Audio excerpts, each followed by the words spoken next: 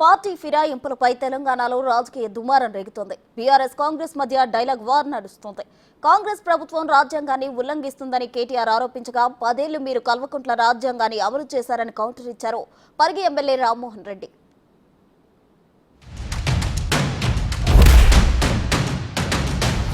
ఈ రాష్ట్రంలో జరుగుతున్న రాజ్యాంగ హననం ఏదైతే ఉన్నదో, పార్టీ ఫిరాయింపుల నిరోధక చట్టాన్ని తుంగలో దొక్కుతూ మరి కాంగ్రెస్ పార్టీ ఏ రకంగానైతే ఈ రాష్ట్రంలో ఇప్పటికే 10 మంది బీఆర్ఎస్ ఎమ్మెల్యేలని 8 మంది బీఆర్ఎస్ ఎమ్మెల్సీలని తన పార్టీలో చేర్చుకున్నదో కూడా గవర్నర్ గారికి సోదాహరణంగా వివరించినాం.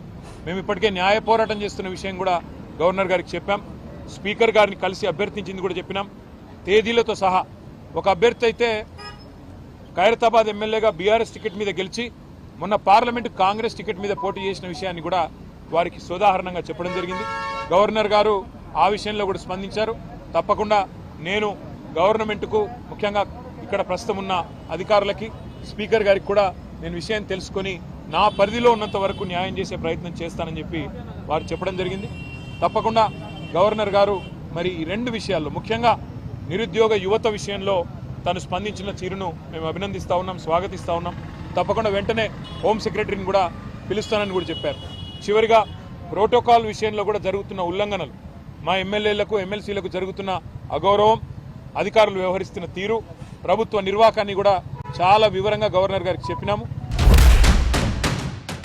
గవర్నర్ కు వినతి పత్రం ఇవ్వడం అనేది ఎట్లా ఉందంటే, వీళ్ళ పరిస్థితి 100 ఎలుకలు తిన్న పిల్లి తీర్థయాత్రలో పోయిందట. అట్లా ఉంది ఈ కేటీఆర్ పరిస్థితి. గతంలో మీ నాయన తలసాని శ్రీనివాస్ యాదవ్ టీడీపీ ఎమ్మెల్యేగా గెలిస్తే,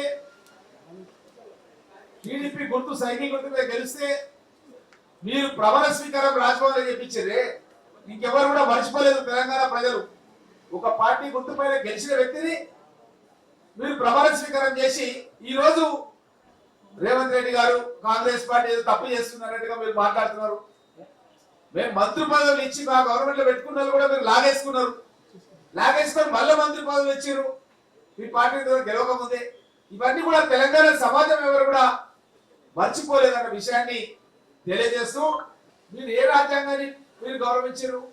మీరు కల్వకుంట్ల రాజ్యాంగాన్ని తీసుకొచ్చారు.